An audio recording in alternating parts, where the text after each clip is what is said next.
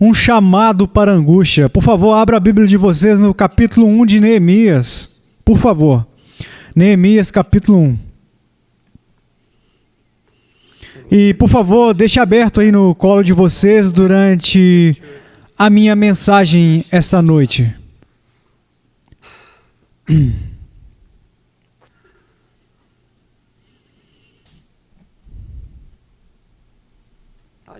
Seria muito difícil para mim pregar essa mensagem se eu acreditasse na minha própria carne que está me dizendo que eu prego muitas mensagens pesadas. Houveram vezes que fui ao Senhor nos meses passados dizendo: Senhor, o Senhor poderia me dar uma mensagem alegre?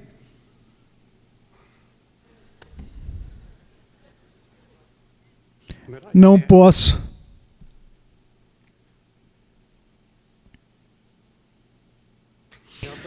Pode ser que Deus esteja falando para mim. Isso pode não ser para vocês.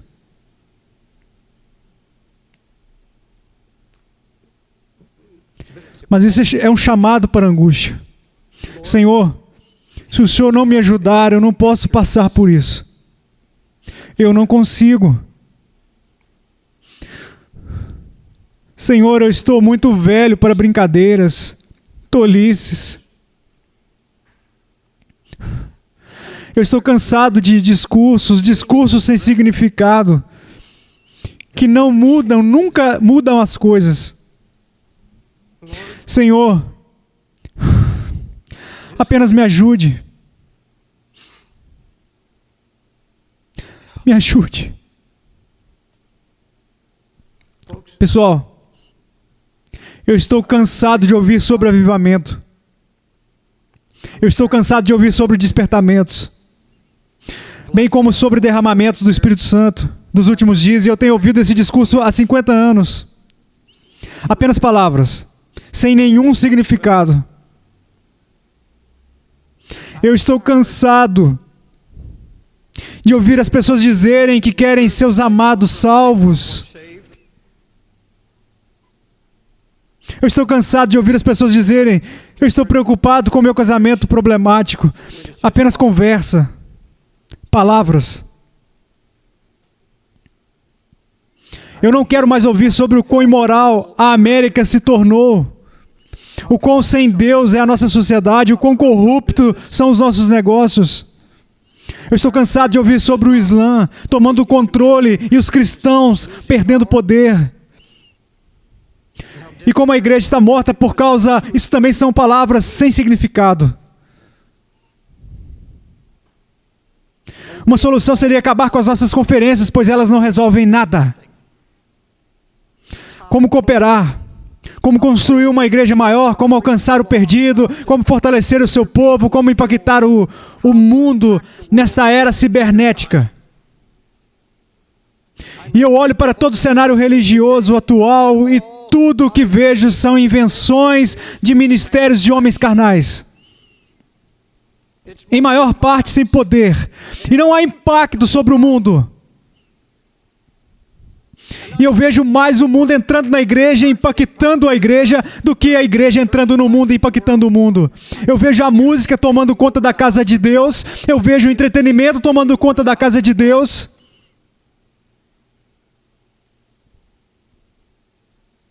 Uma obsessão com o entretenimento na casa de Deus e um ódio à correção, um ódio à repreensão. Ninguém mais quer dar ouvidos mais.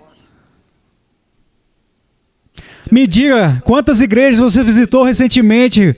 Quantas igrejas que você conhece ou que você adentrou, que o Espírito Santo estava tão presente, que todos os seus pecados foram trazidos diante da sua face? A amável graça de Deus? Qual foi a última vez que você esteve em uma igreja e que você viu jovens sobre tanta convicção porque o povo de Deus esteve diante da sua face? E havia preocupação e agonia, que os jovens se prostravam e clamavam a Deus, pois o espírito de convicção desceu do céu sobre eles. Quantas igrejas que você já esteve recentemente em que você ouviu as palavras, que elas queimaram sua alma e você soube que vinha do céu, você soube que vinha do coração de Deus. Eu espero que você a ouça aqui.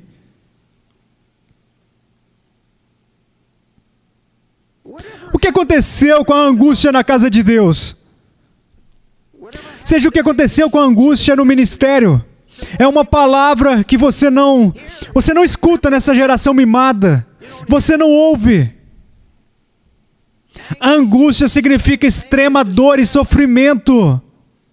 As entranhas tão comovidas que se torna doloroso. Uma dor aguda, profunda e cortante no seu interior por causa da sua condição interiormente ou externamente.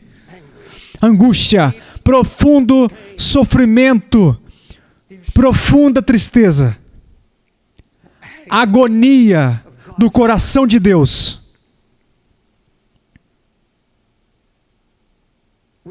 Estamos ligados a nossos discursos religiosos e conversas sobre avivamento, mas nós nos tornamos tão passivos. Nossos autonomeados despertamentos duram tão pouco tempo. Então, quando pequenos avivamentos e despertamentos vêm da mão de Deus, eles duram tão pouco e naqueles momentos prometemos a Deus que nunca mais retornaremos à nossa passividade, mas não demora muito, semanas, talvez meses, e voltamos, e então nós dormimos na mesma passividade e de quando começamos. Falo da minha experiência. E nós dizemos dessa vez: Senhor, toca-me de maneira que eu não seja mais o mesmo pelo resto da minha vida. E isso é como fogo de artifício. Muito barulho, estrondo e depois acaba.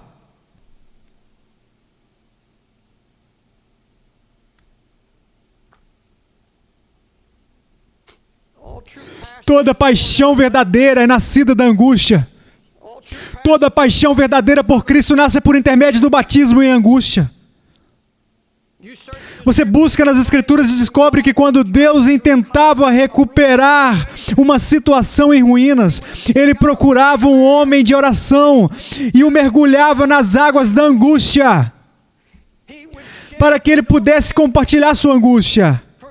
Pelo que Deus via acontecer com a sua igreja, com o seu povo. Então, ele achava um homem de oração, então ele batizava aquele homem em angústia.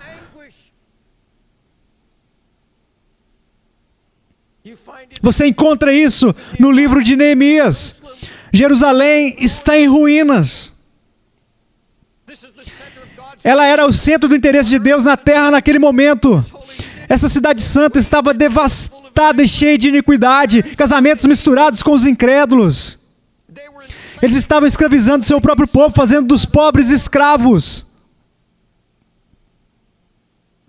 A casa de Deus estava poluída com imundícia. O sumo sacerdote não se separou dos ímpios, reprovados. E como Deus vai lidar com isso? Como Deus vai restaurar as ruínas?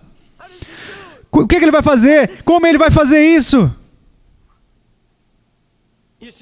Sabe, nós enfrentamos uma situação parecida, às vezes pior.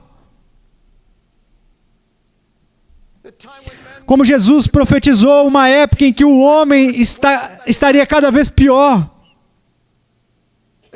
A igreja difamada com pedofilia, crianças molestadas, incesto, adultério.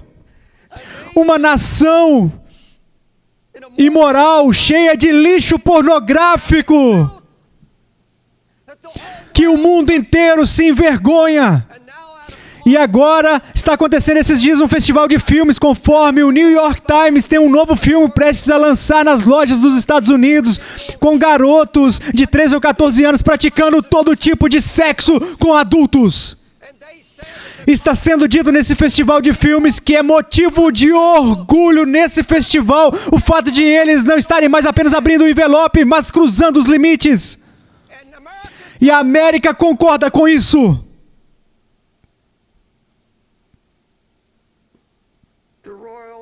Arruinada, caos moral e ainda dividindo a casa de Deus. De qual outra forma você explicaria a multiplicação do número de cristãos que vão para casa e assistem HBO, um programa que eu nunca vi, eu não tenho TV, mas li sobre esse programa no jornal hoje no New York Times, chamado Família Soprano. Se trata de um grupo de mafiosos que mata, assassina, sexo, traição, mentiras, máfia. E nós temos milhões de cristãos agora nos Estados Unidos se juntando para falar sobre o próximo episódio. E estão viciados nisso. Viciados.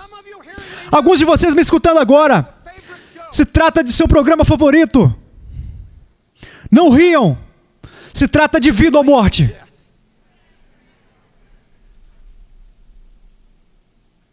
Você veio aqui esta noite levantando suas mãos, cantou hinos e se alegrou? E você assiste a essa imundície?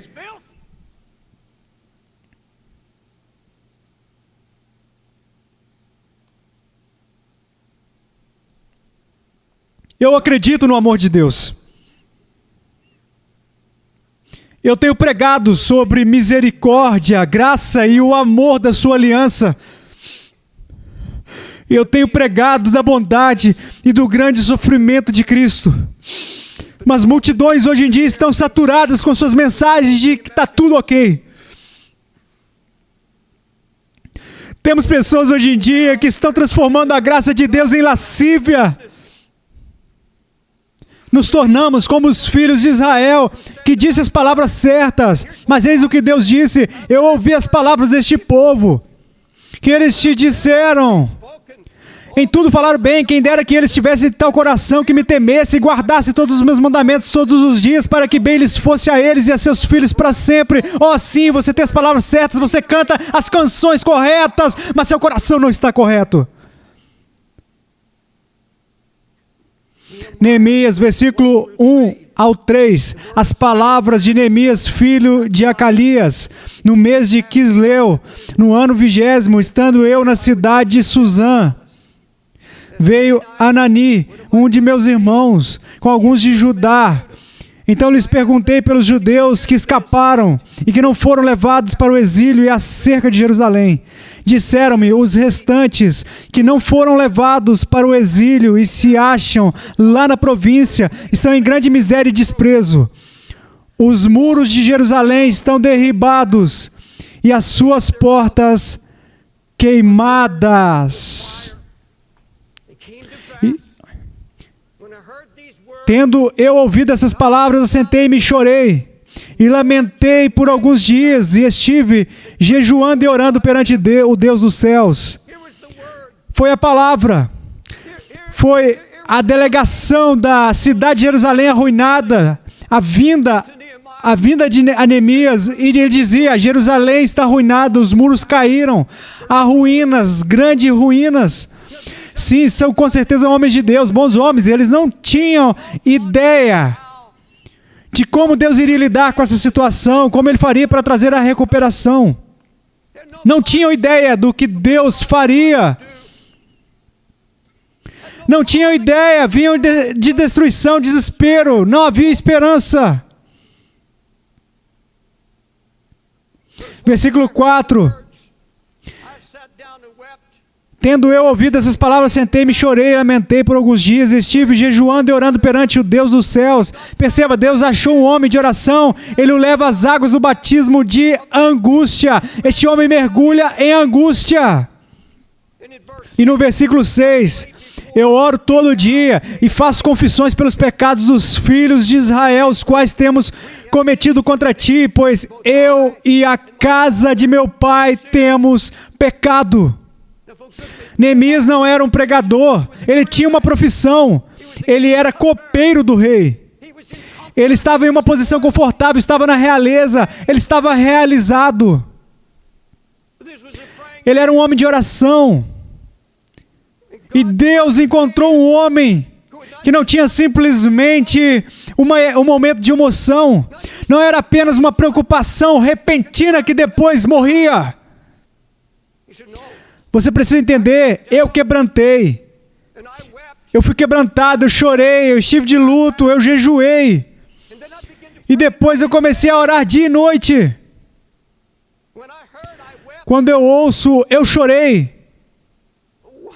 Porque esses outros homens, supostos homens de Deus, que eram homens de Deus, pois logo em seguida seus nomes foram dados como importantes na cidade, porque eles não tinham uma resposta, porque Deus não os usou na restauração, porque eles não tinham uma palavra, porque não havia qualquer sinal de angústia, nenhuma lamentação, nenhuma palavra de oração, só ruínas. Era só o que se via. É importante para você, é importante, de alguma maneira, que a Jerusalém espiritual de Deus, a igreja, está casada hoje em dia com o mundo. Existe tanta frieza varrendo a terra. Tantas pessoas que eu conheço, antigos amigos meus que eu vejo por um momento, maridos e esposas com tanta passividade, indo às igrejas onde podem encontrar mensagens suaves, não querendo mais ouvir qualquer coisa sobre a ira ou sobre correção. Alguns amigos próximos, eu vejo eles caindo a propósito em crises e tudo mais.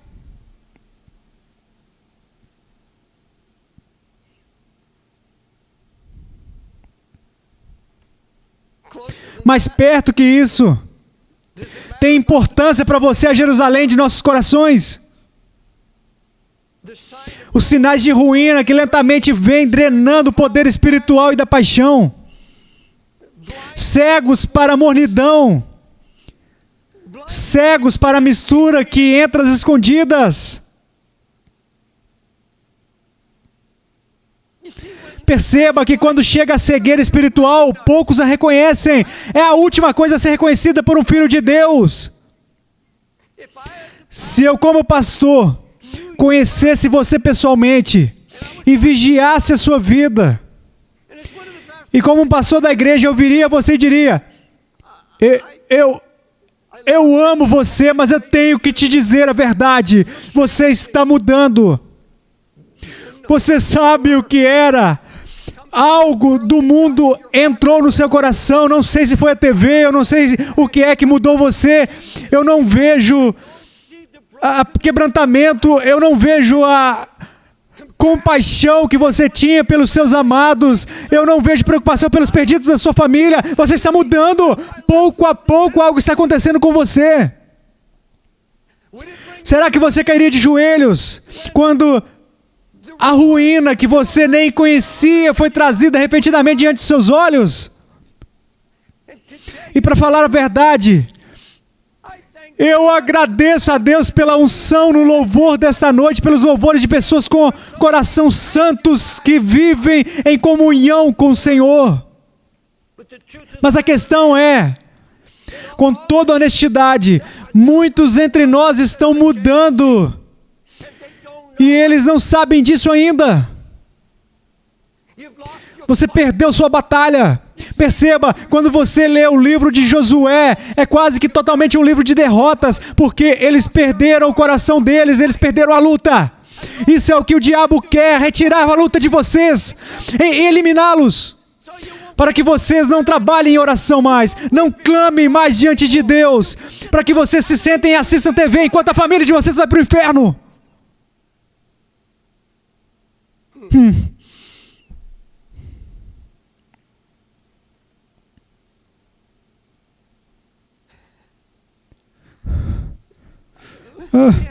Me permita fazer a vocês uma pergunta. O que eu acabei de dizer convenceu vocês?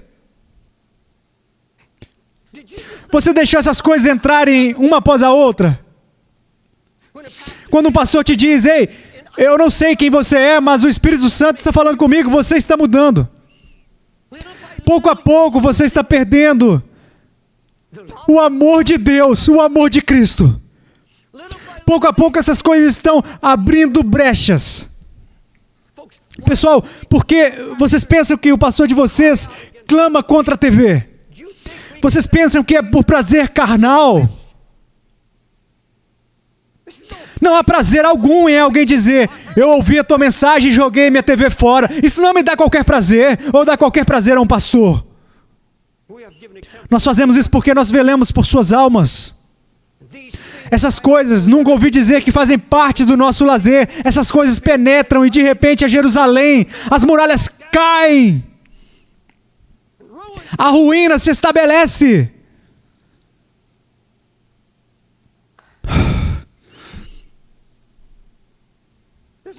Te importa o fato de que os seus amados que estão perdidos estão morrendo e que estamos cada vez mais perto do fim?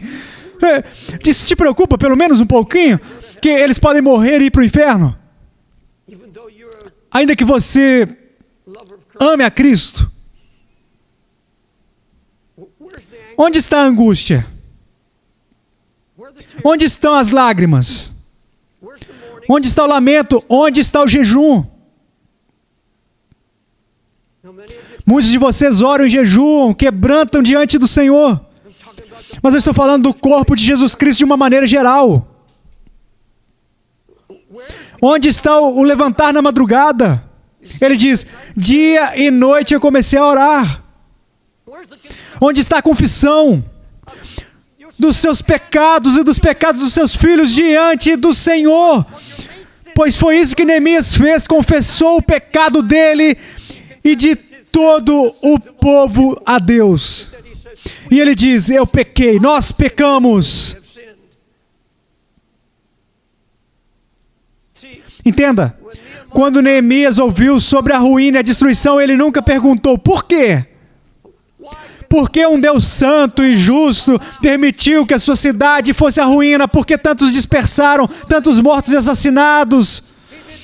Ele nunca perguntou, nunca fez essa pergunta que foi perguntada na América hoje em dia: por que Deus permitiu as torres caírem e 2.000 pessoas morrerem nos escombros? Em meio àqueles escombros, como pode um Deus de amor? Pessoal, como o pastor Carter Collon disse hoje, uma raiva santa ardeu em meu coração quando eu ouvi pregadores na TV, na rádio. Deus não teve nada a ver com isso. Ah, não, ele não teve nada. Deus não teve nada a ver com isso. Não culpem Deus. Quero que vocês abram em Daniel, capítulo 9, e eu vou mostrar para vocês de uma vez por todas que aquilo que foi Deus permitindo para a América acordar. Deus não fez isso. Ele só não impediu os planos do inimigo, porque ele tinha um propósito maior, por causa do seu amor pela América, que está prestes a passar toda a eternidade no inferno. Eu vou baixar a minha voz para que vocês não pensem que eu estou nervoso.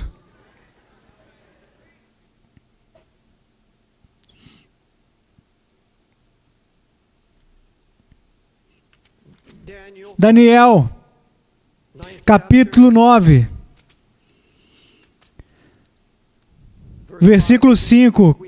Começando a lendo: temos pecado e cometido iniquidades, procedemos pervertamente. Podemos dizer isso a respeito da América? E fomos rebeldes, apartando-nos dos teus mandamentos e dos teus juízos. E não demos ouvidos aos teus servos, os profetas, que em teu nome falaram aos nossos reis, nossos príncipes e nossos pais, como também a todo o povo da terra. O governo foi avisado por homens justos. A ti, ó Senhor, pertence a justiça, mas a nós o corar de vergonha, como hoje se vê. Aos homens de Judá, aos moradores de Jerusalém, todo Israel, quer os de perto, quer os de longe, em todas as terras por onde os tens lançado, por causa das suas transgressões que cometeram contra ti. Ó Senhor, a nós pertence o corar de vergonha, aos nossos reis, aos nossos príncipes e aos nossos pais, porque temos pecado contra ti. Por quê? Porque nós temos pecado contra ti. Ao Senhor nosso Deus pertence a misericórdia e o perdão, pois nos temos rebelado contra Ele. Não obedecemos a voz do Senhor nosso Deus para andarmos nas suas leis, que nos deu por intermédio de seus servos, os profetas. Sim, todo Israel transgrediu a tua lei, desviando-os para não obedecer a tua voz. Por isso, a maldição E as imprecações que estão escritas na lei de Moisés, servo de Deus, se derramaram sobre nós, porque nós temos pecado contra ti. Ele confirmou a sua palavra, que falou contra nós e contra os nossos juízes que nos julgavam, e fez vir sobre nós grande mal, porquanto nunca debaixo de todo o céu aconteceu o que se deu em Jerusalém. Versículo 14, por isso o Senhor cuidou em trazer sobre nós o mal, e o fez vir sobre nós, pois justo é o Senhor, nosso Deus, em todas as suas obras, que faz, pois não obedecemos a sua voz.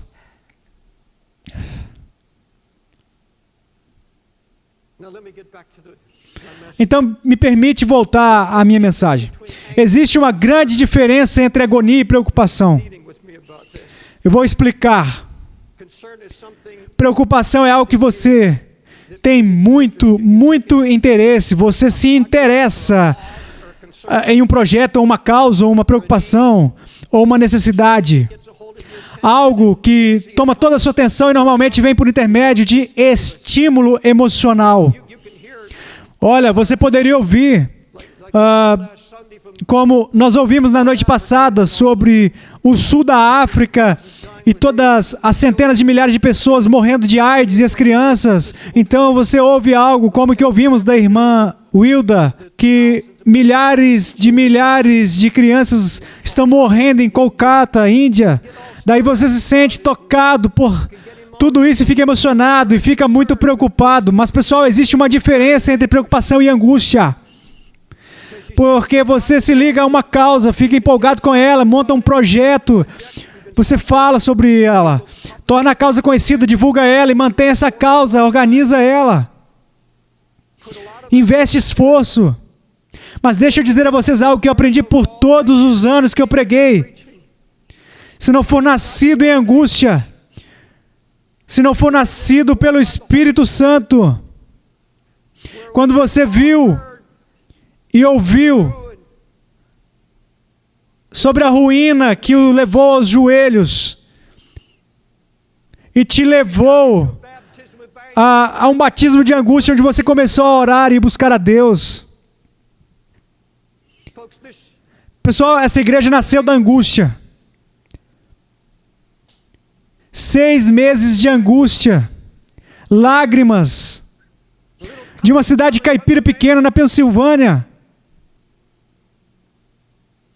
onde um pastor de uma igreja pequena clamava: ó Senhor, Senhor, eu estou vazio, eu estou seco, se isso é o Espírito Santo, então eu não quero mais. Tal desespero. Semanas e semanas clamando pelo nome do Senhor, confessando o meu vazio e a sequidão. Então finalmente saí pelas ruas da cidade fazendo campanhas, próximo à rua 42. Vi pessoas vendendo um tipo de heroína mortal, o tipo mais forte. Eles diziam: eu tenho da boa, vai até matar você. Eu me lembro de perder o controle, não me importando com aquela multidão que passava, e eu me sentei em um hidrante próximo ao prédio e eu chorei.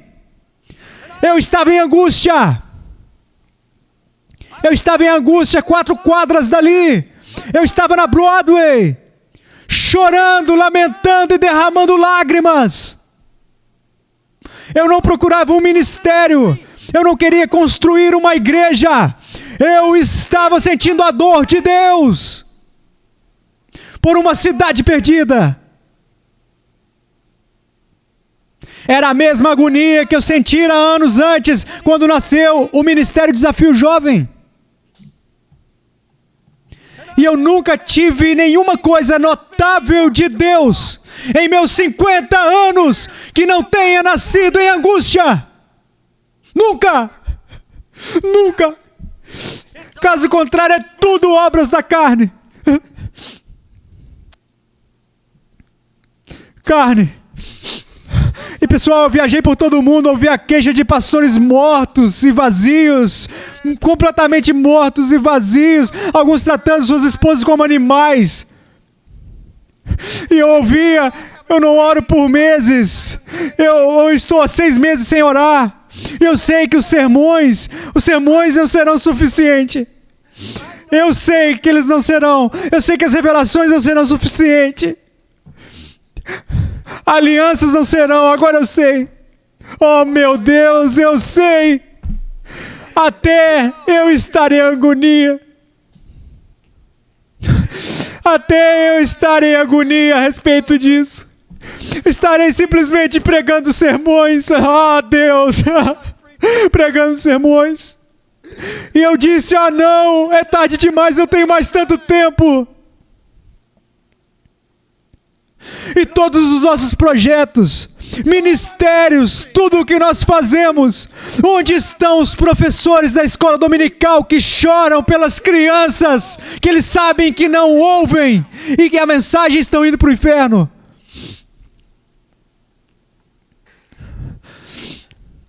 Por onde eu vou, sempre aparece alguém com um projeto, um plano ou um sonho. Só isso, queridos. Ninguém vem a mim quebrantando. Ninguém vem a mim depois de horas de jejum e oração e lamento. Nem um coração quebrantado. Eu estou cansado disso. Eu estou cansado disso.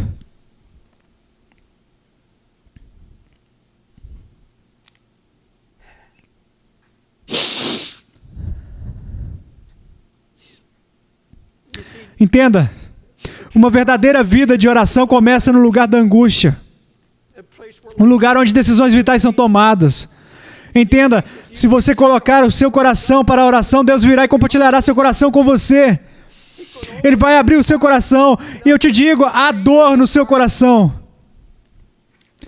Mas Ele enxerga, Ele vai mostrar a condição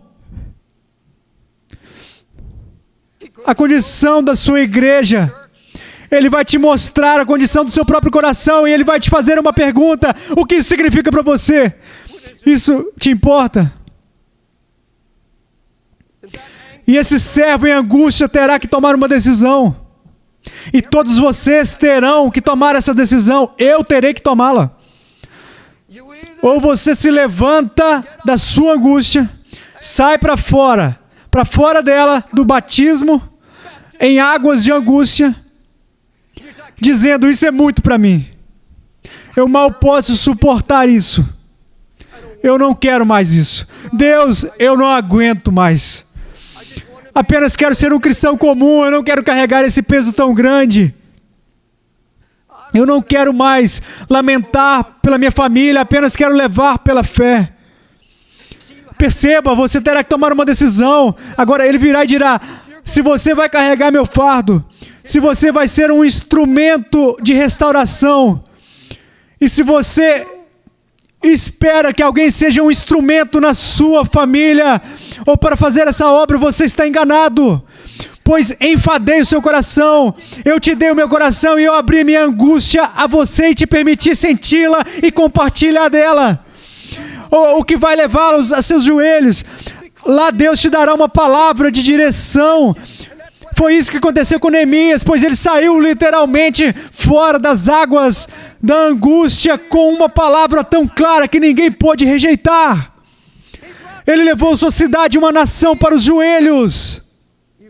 Você percebe isso no capítulo 8 de Neemias. Você entende? Você relaxa, se afasta e volta para a sua passividade. Apenas quero ser um cristão comum. Mas não existe isso. Ou o seu coração começa a clamar, ó Deus, seu nome está sendo blasfemado. O Espírito Santo está sendo zombado. O inimigo está tentando destruir o testemunho da fidelidade do Senhor e algo precisa ser feito. Você não pode continuar sendo derrotado. Vamos voltar para a palavra. Quando eu ouvi que Jerusalém havia sido destruída. Você entende? Se ele acreditasse naquela teoria que, se Deus precisar, Ele me chama. Ele não teria feito o que fez. Ele disse, Senhor, me dê um minuto, eu vou arrumar minhas coisas. Me dê 1 ou 2 dias. Esse é o tipo de desafio que eu gosto. Vamos lá. Vamos fazer isso. Sem angústia, sem jejum, sem oração, sem quebrantamento, façamos isso. Nada teria sido feito. As muralhas não teriam sido reconstruídas.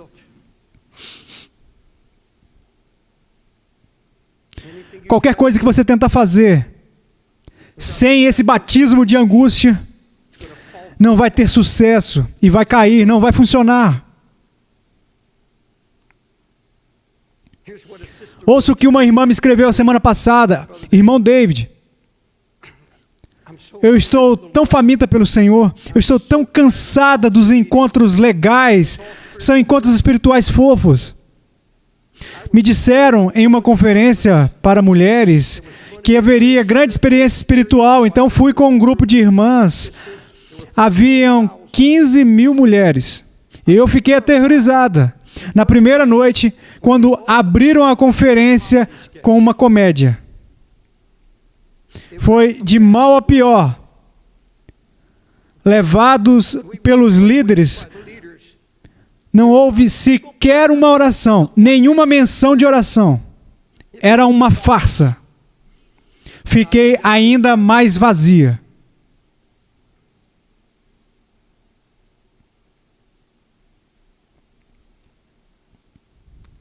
O profeta Amós clamou contra aqueles que estavam descansando em Sião, comendo, cantando suas músicas, mas não estavam aflitos pela ruína de José.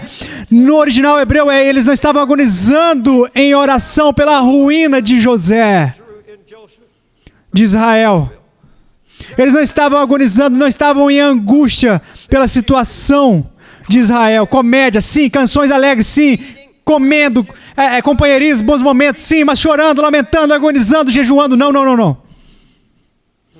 Não isso. Pessoal, prestem atenção. Resultante desse batismo de angústia vem uma coisa maravilhosa que acontece àqueles dispostos a se submeterem a ele. Uma coisa maravilhosa, o conhecimento imediato da voz de Deus. Imediato. Agora, se você não tem um histórico de oração, se você não tem essa vontade de compartilhar do coração de Deus, você poderá receber isso. Basta você pedir. Ele diz, eu darei se você pedir. Isso é algo que cabe a você pedir. Ó Deus, eu quero me afastar e conhecer o seu coração. E quando você começar a buscar a sua face, e você permitir a Ele quebrantar você e te moer, você entra em comunhão com Deus. Percebe? Deus nos chama para viver em angústia. Isso é o nascimento, é o ventre de algo que Deus traz a você, que Ele quer que você cumpra e retirar das ruínas, restauração de sua família ou do que for. Ele vai te levar a esse batismo. E como no batismo nas águas, você se levantará dele, das águas, mas você sairá com esse conhecimento imediato da voz de Deus. Pois veja, Neemias, ele orava, ele jejuava, lamentava e deixou uma marca na sua cidade. E fez com que o rei notasse que ele era um copeiro. E depois, quando ele leva o vinho ao rei, o rei diz, por que você está abatido? Por que o seu semblante está triste? Neemias não teve tempo de elevar o seu coração a Deus. Ele não teve tempo. Então ele não foi e disse, me dê 3 dias para jejuar e orar e pronto. Não, ele tinha uma palavra imediata. Porque o semblante triste de Neemias, ele disse, então temi sobremaneira. Então orei ao nosso Deus e disse ao rei. Em outras palavras, uma resposta imediata de Deus, uma direção imediata. Conhecer a voz de Deus.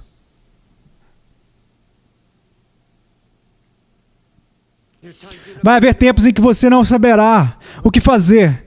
E não haverá tempo para ir orar em secreto. Você terá que ouvir a sua voz. Este é o caminho para conseguir a direção imediata. Aquele que foi um resultado glorioso do batismo na angústia.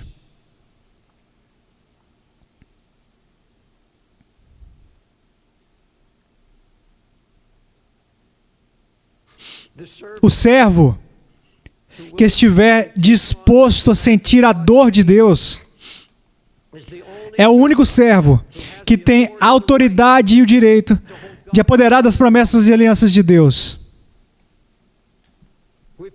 Nós pregamos alianças aqui. Então somente aqueles que conheceram o seu coração e que permitiram que Deus trouxesse cura naqueles momentos e que permitiram que Deus fosse profundamente em suas almas, dizendo: ó Deus, eu não posso fazer isso sozinho, mas não vou permitir que os meus filhos vão para o inferno, não vou permitir que meu marido, minha esposa, ó Deus, eu não vou viver mais nessa mortalha, não vou mais viver nessa mornidão, nessa frieza mais, ó Deus, renova-me. E quando você se tornar desesperado diante de Deus, você vai sentir seu coração, você vai buscar Ele. Então você poderá apoderar das promessas e das alianças de Deus. Veja o capítulo 1, versículo 8 e 9 de Neemias. Lembra-te, pois, da palavra que ordenaste a Moisés, teu servo, dizendo: vós transgredires e eu vos espalharei entre os povos. Então, agora ele se apodera da aliança de Deus. E vós vos convertedes a mim e guardareis os meus mandamentos e os cumprireis. Então, ainda que os vossos rejeitados estejam na extremidade do céu, de lá os ajuntarei e os trarei ao lugar que tenho escolhido para ali fazer habitar o meu nome. Ele recorreu à aliança feita a Moisés. Isso foi o que você prometeu, Deus. Ele diz: pessoal, quando você permite que Deus leve você a esse lugar que vai além da preocupação, além da emoção passageira, e diz: Deus, eu vou colocar o meu coração.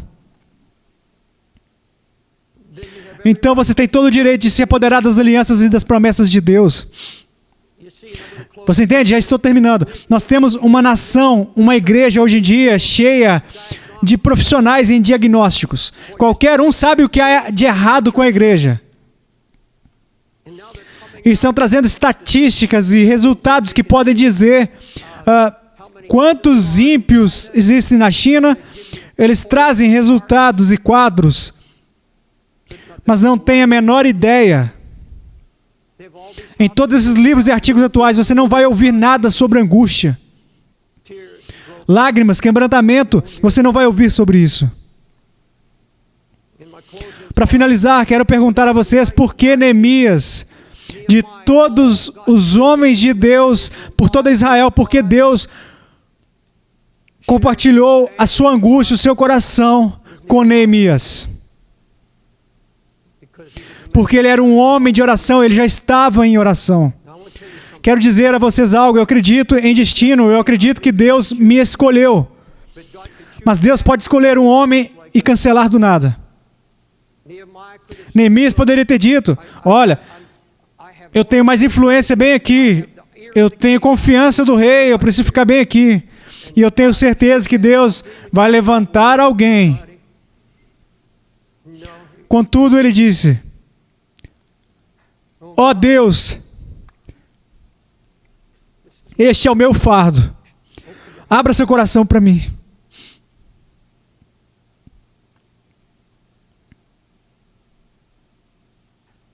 Agora eu sei que vai ser preciso mais do que pregação, mais do que qualquer revelação.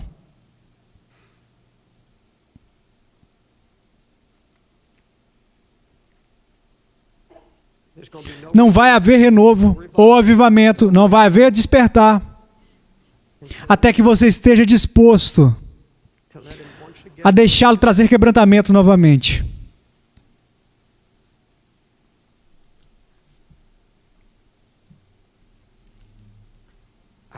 Eu não sei o porquê, mas eu sei que algo está por vir. Os outros pastores já compartilharam com vocês o que eles sentem sobre os tempos difíceis que estão por vir, que não vem somente do púlpito, mas também de políticos ao redor do mundo.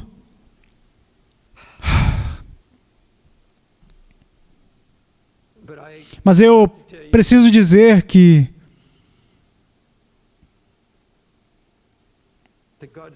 Deus está me chamando primeiramente para um batismo de angústia. Eu não sei agora o motivo, a razão, Mas eu disse a Deus que não vou. Eu tenho que ir a uma conferência de pastores em maio, na Escócia, País de Gales e Irlanda, e depois ministrar ao redor do mundo. Eu vou cerca de 2 ou 3 vezes por ano, mas eu disse para Deus que eu não iria mais. Eu não vou a um novo encontro até que eu conheça a sua angústia por pastores. Eu não posso ir só porque é necessário, ou porque eu combinei e aceitei.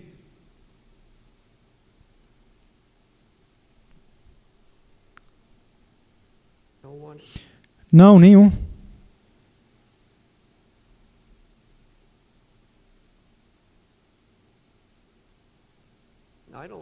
Eu não... Quando eu prego algo assim, tudo fica tão quieto que eu tenho a impressão que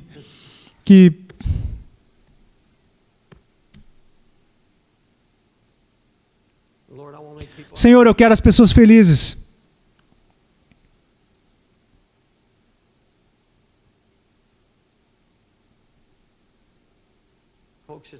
Pessoal, a coisa está ficando séria e o tempo está passando. Por favor, não me diga. Não me diga que você está preocupado.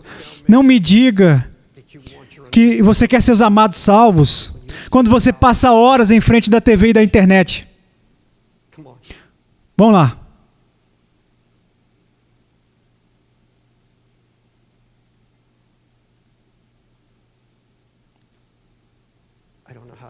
Não sei como terminar isso. Senhor, me ajude. Eu tenho o sentimento que isso não seja para toda a congregação, mas para alguns está falando bem profundamente.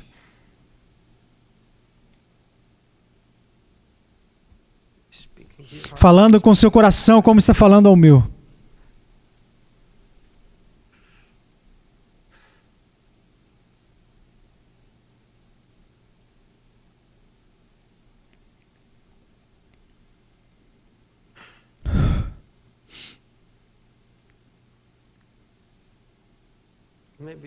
Talvez você não precise orar tanto, mas eu imploro, por favor, eu preciso orar.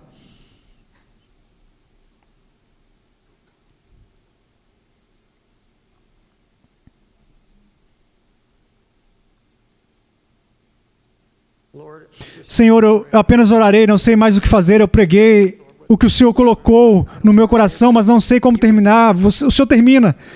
Faça o que o Senhor quiser fazer. Senhor, fale conosco. Senhor, é preciso chegar ao teu altar e confessar: eu não sou mais o que eu era, não sou o que eu deveria ser. Deus, eu não tenho o seu coração, o seu fardo. Eu quis a tranquilidade, a facilidade, só queria ser feliz. Mas, Senhor, a verdadeira felicidade vem, a verdadeira alegria vem como resultado do batismo em angústia. Isso é alegria quando vemos os resultados de termos recebidos do seu coração. Então, Senhor, nos dá direção, então veremos os resultados permanentes. Vemos uma cidade inteira se arrepender. E então Neemias se levanta e diz: agora é a hora de se alegrar, deixe a alegria do Senhor ser sua força. Mas essa alegria veio ao ver a vitória que resultou da angústia.